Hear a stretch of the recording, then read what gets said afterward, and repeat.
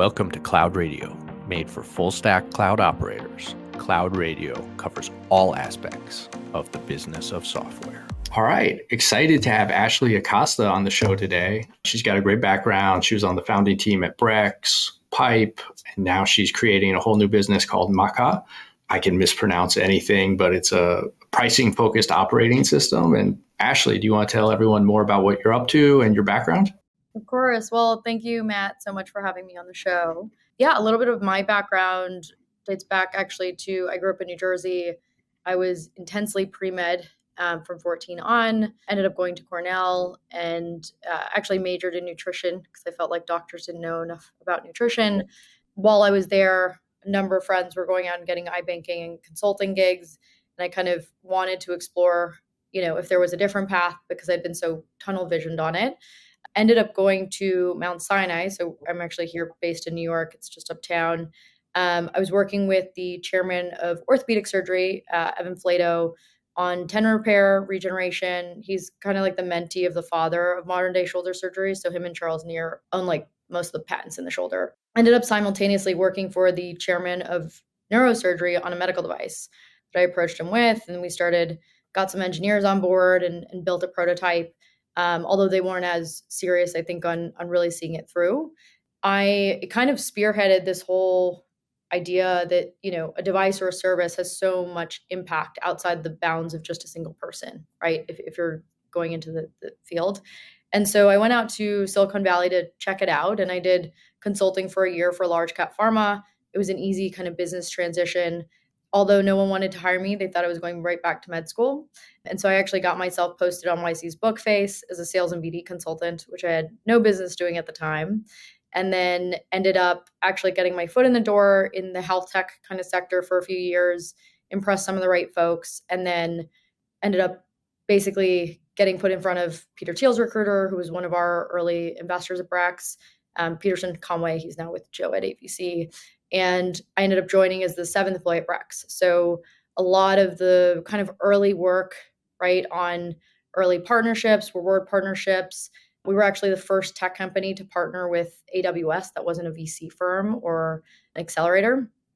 And then kind of expanded those, and kind of built a playbook out of them.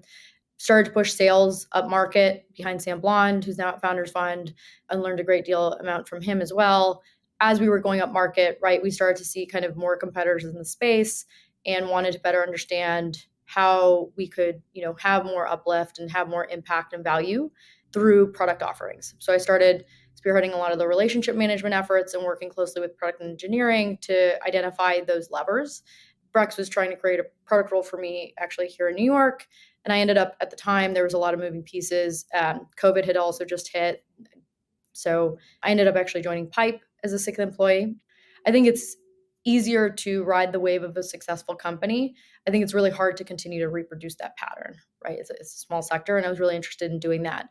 So when I joined Pipe, there was only a couple customers, did a lot of the operational uplift, the hiring, management of the CS sales teams, a lot of the business development until we had Yasmin Moabin, who's now the CMO, COO, come on board, and took a little bit of a break after, because I took one day in between Brex and Pipe.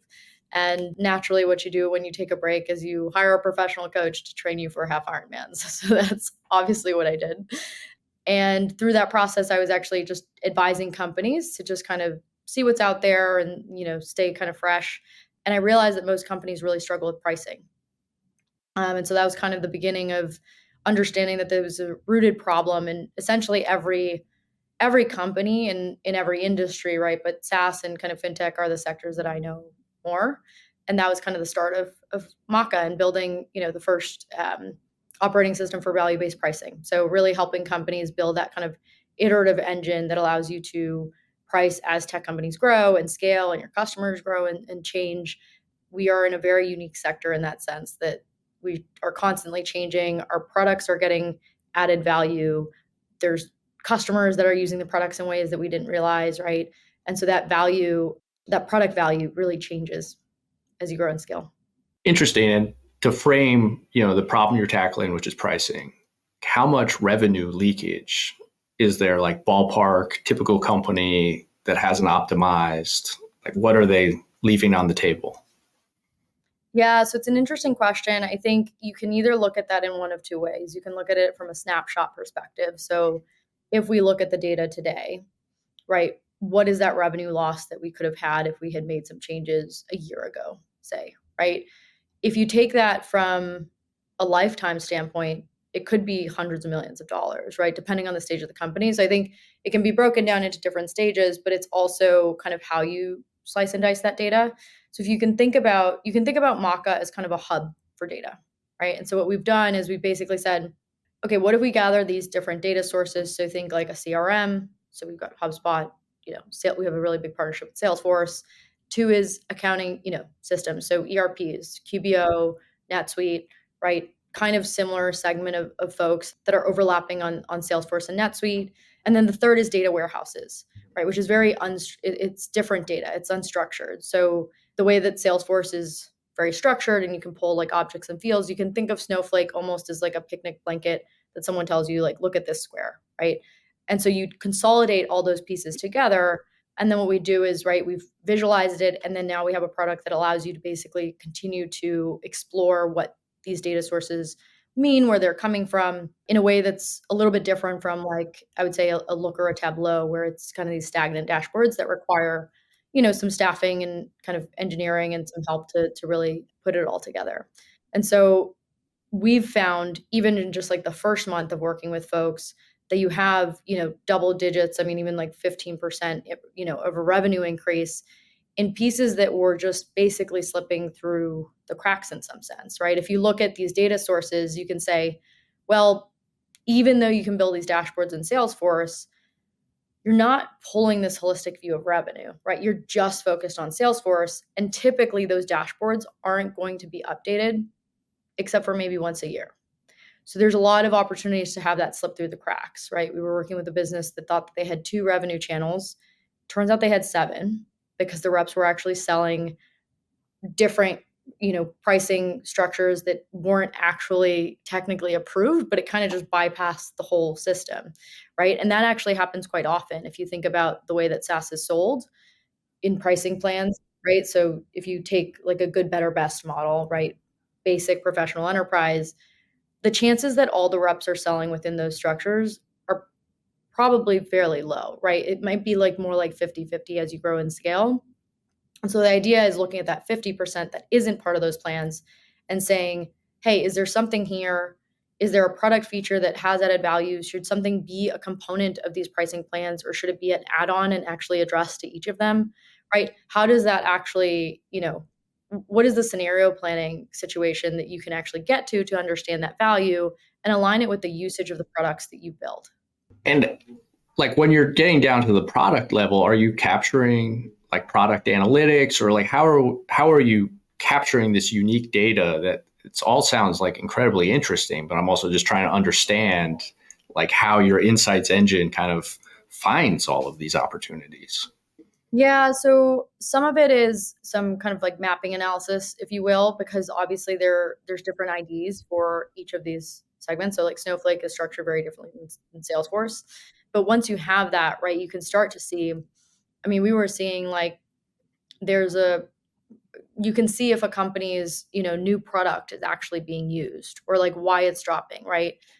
Even if people are getting charged for it, now you have a holistic view that, yes, you're getting charged now, but the churn rate, or like the churn risk, sorry, is actually very high with these folks, right? So like, would be a good time to reach out to these, or wow, really looks like this customer segment is using this product significantly more. Like, why is that, right? That should be a prompt for not only sales but CS to really understand what is the value of that feature or that pricing plan that allows that customer segment to use it so much better. Like, what is that pain point that's being solved, right? And so when you think about Maca, it kind of is made to be kind of like a supercharger for data teams and execs that want to find some of these answers, right? And so if you think about the way that data teams are structured, especially as growing companies, you'll probably have folks that are structured around, helping RevOps, helping sales, right? Looking at kind of like that customer data. Then you'll have folks that are working on, strategic finance and really helping the finance team on, okay, how do we think about, pricing from this standpoint, but not so much on like the customer basis. Or you have folks that are literally data scientists just working on Snowflake, right? Or just these different aspects, and getting that holistic view is really difficult. So I think a good way to think about it is like kind of the way that Slack brought communication across all these different teams in a really easy way. We're basically trying to do that, but from the data aspect, right? But like really focusing on revenue as that umbrella. Interesting. And kind of going back to one of the earlier answers in there, I think a lot of this is novel when you hear what you're doing. Is it seems like this is an issue that kind of is exponential with size, like as you move up in revenue, customer base, right? Like the chances that there are all these other revenue channels or kind of like shadow packages being sold by reps that for whatever reason, don't feed into your existing systems. That it seems like this is a problem that gets worse with time. Is that correct? Yeah, I think it's like if you look at it just from a data or numbers perspective, right? It was like a big math and science person earlier. It's only going to get worse. And so I think the sooner that you realize, I actually think that there's this really negative connotation on pricing today where it's like it's difficult. Everyone feels a little embarrassed to talk about it because they don't feel like it's right, but they don't know why. And everyone wants to feel like they're doing well and providing value to their company. And so it's this kind of touchy subject, right? But it also ends up encompassing so many different teams. You have to think about it. When you change your pricing, you're including marketing and all the messaging. You're training the sales team on the new pricing structures, right? And moving off of the old ones. You're now getting CS ready, customer success teams ready to actually communicate why the pricing's changing, why they should stay on, all the, high churn risk customers that have been, basically put together. And then you have to go through all that messaging and go through that restructuring and figure everything out on Salesforce and get those sales. I mean, it's a whole process, right? So no one likes to do it. I think what the struggle is today is that typically you're forced to, when you're at a certain point, at least once a year, right? I think once you're like getting, pre-IPO, it might be one to every 2 years, but really you're going to have this discussion once a year if you're a growing company. Again, tech is one of the only unique industries that is growing as fast as we do. Our customers are, adapting and changing equally as fast, and our products and our product offerings are only getting better, right? As you continue to grow and form. And so naturally it's going to evolve. I think the challenge is then saying, we don't want to look at pricing or view it as iterative, even though you're going to be forced to, right? And so typically when you're forced to, it's really pushed down from leadership, right? Maybe the CEO is upset, maybe the CFO is feeling the pressure, and you go out and under pressure, you try and reform the pricing, right? And you kind of have to do it within maybe a month, maybe it's a 3-month process, but it's not really looking at the structure from a holistic sense with all these different data sources. And so by using Maca, right, all of a sudden you're going to have these micro events as well that actually give you data so that when you get to the macro event, you actually have more data to be able to make that argument, right? A prime example of this is like, you can basically create kind of like a theme or a metric you want to start working towards. So let's say that reps are discounting, 40% on average. And there's a clear upswing that if you reduce the discounts to 20%, you have a 37% ACV increase, right?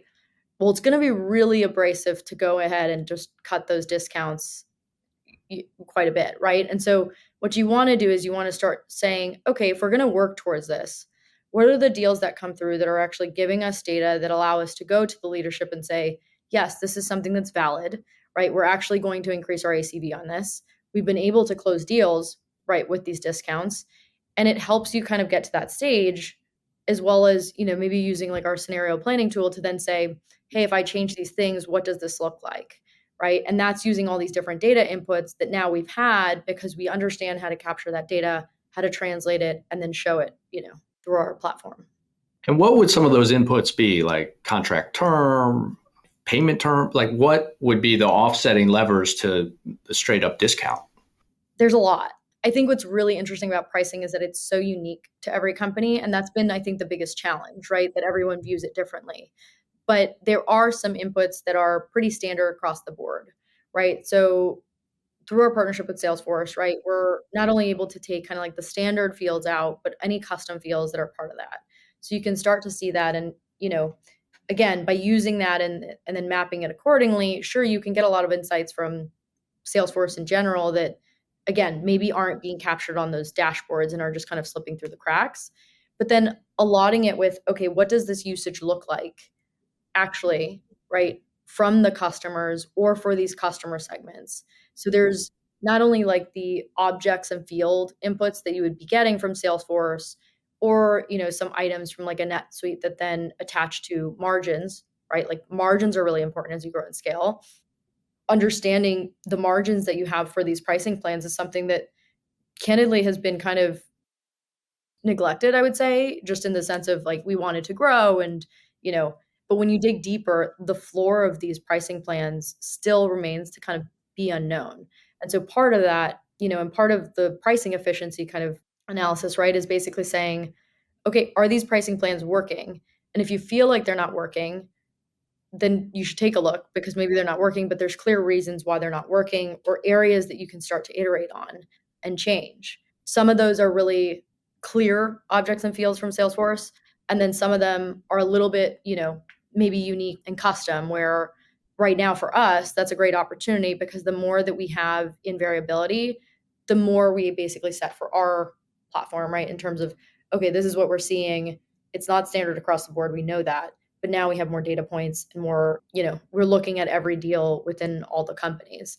And so you can start to kind of consolidate these trends together, look at those plans and really understand, wow, from a outward perspective, all the reps are selling similarly, but this one's actually giving a high discount. That's like a quick Slack prompt to the VP of sales that maybe he just needs more training or to listen to some gong calls, right? I know that that was a little bit of a roundabout way of answering it, but it's partly data and then it's partly like associating it again cross-functionally with like what is the right team to actually get access to this or start to get prompts with like our Slack integration, right? That will kind of send you these new updates as you're growing and scaling and going about your week. Yeah. And when I'm hearing this, I'm almost being sympathetic towards you, where you start thinking of like how unique this is to every company, right? Like it's almost like, well, how are you guys getting in there and helping solve this? Because it's very, very custom, right? And that's a challenge. And I think part of that is like, again, I think understanding each of these data sources really well and then forming the associations, right? So if you really start to say, okay, these are the objects and fields, and we can start to build some machine learning models that now understand that these associations basically fit into these business logic questions, right? So like, how do discount rates vary across team members, right? That's like an easy prompt to then say, hey, well, we've got all these data pieces. We've already got these dashboards that basically come out of, those data sets. And then anything else is actually just like a supplement to that we can take that's custom, et cetera. But you really are starting to basically bring a holistic view on, again, that business logic of what is the problem that we're actually facing as leaders today, and how do we look and use our existing data to make better informed decisions moving forward. Interesting. I think this ties into a very good question we got from the Twitter audience. We had a lot of excitement for this upcoming episode. Question: what are the top key results and metrics to determine pricing effectiveness? I think it depends on the stage of the company. Early on, I would say that most folks want to just grow their users, right? That's typically the focus. There comes a point, and we're seeing it more now, obviously, given the market, but there comes a point where it basically turns into how do we get to profitability? How do we actually grow, right? And I think when you take that factor into account, you're looking at certain metrics like you might want to look at like average ACVs or what the average discount is across, these different products. You might want to look at customer segments and industries, right? Those are all aspects that, yeah, maybe you can take out of Salesforce, but you can also take it differently from these different data segments, right? And start to better understand what is the objective of this company at this stage. And so where we kind of have been leaning, right, is more towards profitability. So we work with slightly larger companies, I would say Series B plus, where you have revenue, you have, a sales motion. And early on, I think it's honestly difficult because there's not enough data and we're a data company. But, LTV CAC, like what does the revenue look like for these different customer segments? And also, again, when you're looking at the raw data, you're not limited to what is in Salesforce particularly. Like, so a prime example of this is it's quite interesting. We've actually found that there's almost like, particularly with fintechs, folks either have like great conversions at smaller companies or really large enterprises. And the middle bucket of companies is just not adopting software the same way right now. Right? There could be a number of reasons for that. I think a lot of those growth companies are just trying to survive, right? Because they're trying to grow into their valuation. They're probably, not looking at new software. There's a whole bunch of kind of reasons for that. But that's a prime example of even like being able to see that, right? Because we're looking at the raw data, not just the inputs, is actually really unique. And so consolidating a lot of the data in the way that we have is actually really difficult. And that was kind of like our first step. Interesting. And another related question. How do you think about testing pricing and gathering learnings for long sales cycle products? So I think my question would be what define long sales cycle? Because it could be. Yeah, I imagine. Yeah, you might have some customers who, when you go do this A/B test, they've got a 90-day sales cycle, and then someone with a 180-day sales cycle. Are they hampered by that longer sales cycle from a data perspective, or iterating kind of in the way you advocate?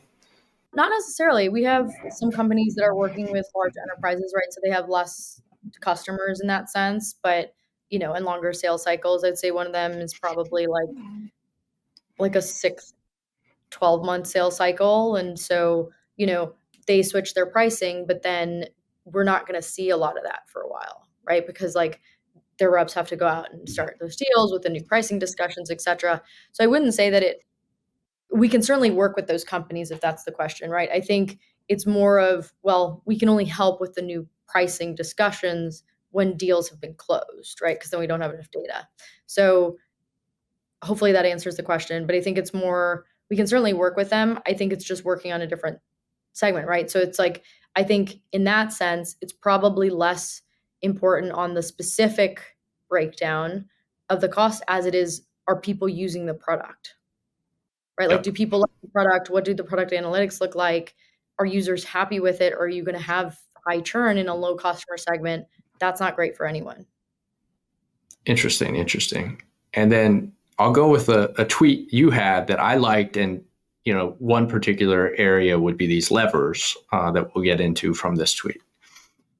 Test pricing using your sales levers, not by changing your list price. This will promote learnings about internal levers faster, and you'll be less likely to upset your customers by changing pricing on your website, requiring less internal uplift to change pricing. So could you elaborate more on that? Of course. So I talked a little bit about this before, but just in terms of pricing changes are highly, highly involved within a company, right? So what I mean by list price is like changing that price that's on the website. That's going to lead to a lot of questions. Customers are going to be reaching out, right? Saying like, okay, do I have to pay more now because I saw this upgrade, or I'm coming up on my renewal, right? So getting ahead of that and having the communications is key. What I mean by basically using the sales levers, right, is that typically you do have those sales levers, especially if you have like a great sales motion, right? These are definitely some of the tactics I learned from Sam Blond, where, let's say you have a standard good, better, best selling, pricing plan motion, and you have an onboarding fee that you can waive. Or if people pay, upfront for the year, the rep gets a better commission from it, right? So then great, you have that revenue in the bank, right? Maybe you can throw in a couple extra perks that you have through some partnership, right? Maybe you can, it's going to be very company dependent, but I think part of that is what you're going to see, right, in the deals, because you're going to see those items within these data sources, right? Whether it's payment terms, whether it's like, some calculator of a commission that's going to come through that, maybe has just certain views. So like the reps won't see that, but like the admins will. There's a lot of different levers that you can start to use. I think what's important is seeing, okay, what is the value of those, right? Because if you're throwing in like a partnership that maybe the rep doesn't really know about, but it's just kind of thrown out, it probably has less value than like if you had a $5,000 onboarding fee, right? I bet that people are going to care about the $5,000 onboarding fee, and probably in, payment terms. Like if you're going to pay annual upfront, right? Pipe's whole kind of basis was that most people, right, like 80% of companies will actually pay monthly because of the cash, right? And so if you can get, that 20% and get people to pay up front, great. But you also want additional levers there. And so what I mean by even levers outside of that is like, if you go to anycompany.com/pricing, right? You can go ahead and you can see these nice structured pricing plans, typically 3, right? As you grow, you might have another 1 or 2 kind of pop up, but you'll see components there, right? So you'll be able to see each of the components of pricing. Those can be used as levers. There might be some that aren't really thrown in there, or you might have some add-ons, right, that then you don't charge for. So if you had an add-on that's like, I don't know, unlimited page views or something, right? You're not going to charge for it, but you basically add that into the product focus. Maybe you don't even have the product ability to, pull somebody back on that, but that's a lever that you can say, yeah, you've got unlimited, dashboard views or whatever it is that then people can start to use. And I think as you start to kind of go through the process and see these fields, you can start to pick into that, what is working and what's not working from a data perspective that I think is a lot easier for a machine or a computer to form those associations than it is for a human to say, okay, I'm going to think back, if I'm head of sales and I've got God knows how many deals in the pipeline with the whole team. 2 months ago, there was a deal that was kind of similar to this in the same segment, same industry. And like they gave us, 15% more than we expected on the opportunity amount. Like, what was that deal? That's going to be really difficult for a team to figure out. But a computer can surface that really easily and say, hey, it's better to give a 15% discount rather than the 20 extra seats. Because on month 4, CS can go and upsell those 20 extra seats. That's fascinating. It's like your insights engine is showing, okay, when we waive the onboarding fee, our win rate is this, and all of these factors is like a central source of pricing knowledge. Is that what you would characterize your tool as? I think of it more as like a foundation for building a lot of that iterative pricing, but that's part of it, right? Is being able to say, okay, if pricing isn't working 100% today, what are those micro improvements, right? That I think one of your first questions was like, what is the revenue loss, right? Well, if you take each of these into account every single month and annualize it and then multiply by how many years a company's been in business, that's going to be a lot, right? And so I think the dangerous part is like, we haven't really been at a place from a technological perspective where machine learning could actually like really supplement this kind of, problem. And I think that it's even more exciting now because what you're doing is you're not only associating every customer's contracts, but you're starting to see, right, long term you can get into benchmarking. I mean, at Brex, we had this newsletter, right, that was really popular where you would basically take like aggregate spend or, vendors that people at certain stages were really interested in or how they migrated onto that. And I think that's really interesting, right? Because now you start to get into, okay, if I'm a hardware enabled SaaS company at like this, range of ARR, like what does pricing look like to me and what's worked for the companies that have scaled really well? Interesting. And how should you, I imagine with all of these decisions a company is making for like what to price their product, you really need to understand like the ROI, right? And holistically, you can know like what the overall ROI of your product. But I'm curious, like when you start getting into the lever level, do you need to know the return and benefit of each lever or feature you're offering?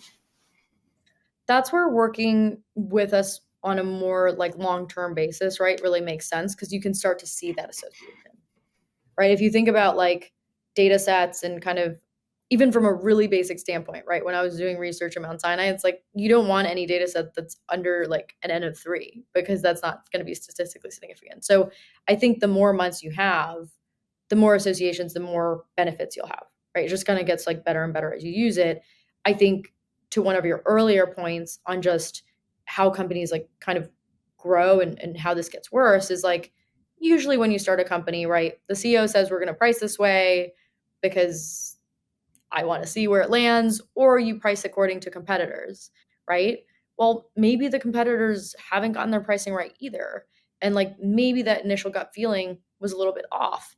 But if you don't iterate on that pricing using your own data, you know, every year or thereafter, and like really build that foundation, it becomes a lot harder to do. And if you were off here to start, you're only going to get further away, right? That makes sense. And historically, a lot of this pricing type work has been done by, boutique consultancies who go, interview customers and get feedback, and kind of traditional consulting. Like, what is the weakness of that model versus your data-driven model?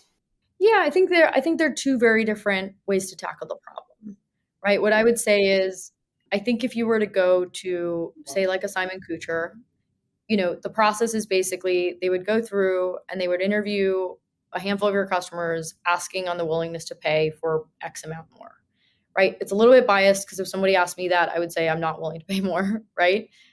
But, they'll take some of that data, but they won't really take it from a holistic standpoint on all these different aspects, right?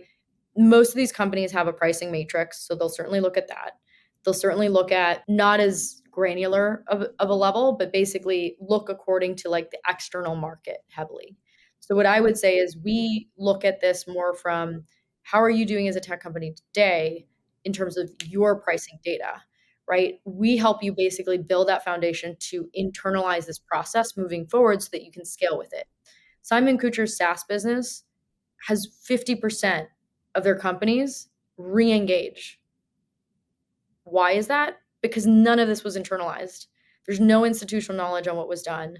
And they kind of move forward with a gut, maybe you had a gut feeling to do something, and they come back with this recommendation and you move forward on it, but no one really knows why. No one was really part of the process, right? It's the nature of consultancy, is that you are the third party that makes the recommendation. It doesn't see it move forward, right? Come back a year later and say, oh, okay, we get to do it again, right? But that's going to cost you north of 500K, and most likely, depending on the size of the business, into the 7 figures.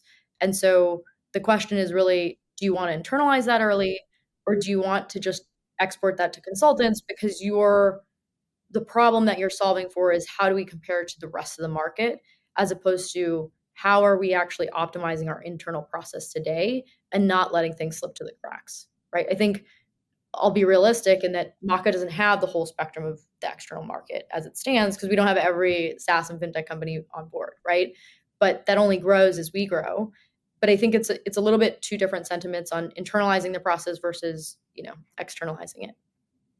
And then, just to recap for the audience who might be hearing this and recognizing they're struggling with pricing, like, what type of company size so we do you work with? A range of businesses. We'll work with, I think it's a little bit funny with the market right now, but I would say like Series B companies, obviously with like upwards revenue, into, public. And so there's certainly a range. And I think it really just is a testament into the problem that we're solving for.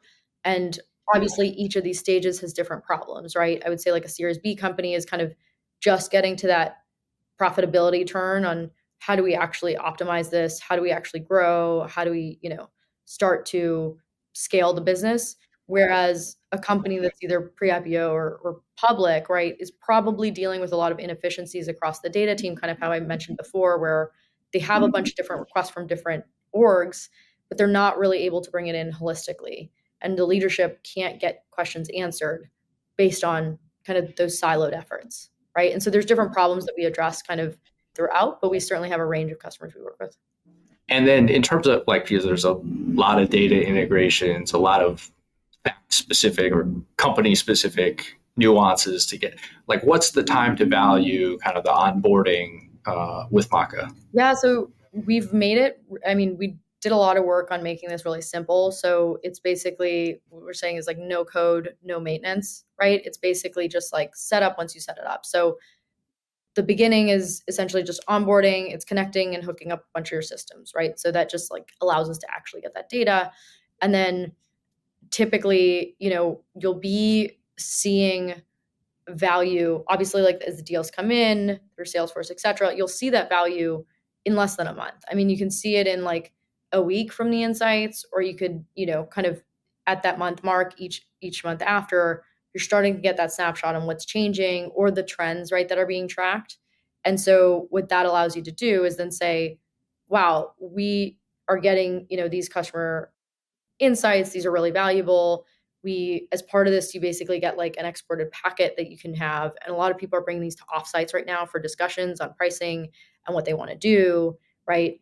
On areas that basically just slip through, right? And it's not anyone's fault. It's just as a company is growing and scaling, a lot of these pieces, they're not viewed, again, from the holistic standpoint. They're viewed kind of in siloed segments according to whatever structure was input from the beginning. And usually that's not changing. Okay, yeah, like a week-long, month-long payback just kind of speaks to the low-hanging fruit here. And it makes sense, right? Like these are difficult problems to address. And so there are going to be a lot of opportunities. Interesting. Well, is there anything you want to plug? I know you guys are growing, hiring, anything else you want to mention? No, thank you. Well, great questions. And I'm glad that there was, some fun engagement on Twitter about how to think about pricing. And thanks again for having me. I think right now, honestly, we're just bringing more folks on board. So anyone that's struggling with pricing, I would say, again, Series B plus certainly can work with. And we're typically working, with some of the leaders, so like CROs or CFOs that are really interested in like, how do we actually optimize this, right? And then also, I think from that stance, there's a big cross-functional effort underneath. And then, we're continuing. We're actually hiring a handful of data folks, closing on some pretty shortly, but that team will only continue to grow. So always looking to meet exceptional people. Okay, well, hopefully some data scientists are in the audience beyond our usual CFOs and investors who listen to this type of thing. And look, it's been great having you. I'm really intrigued by what you're up to, and we'll be cheering from the sidelines, as they say. Thank you so much, Matt. This was a pleasure and great questions.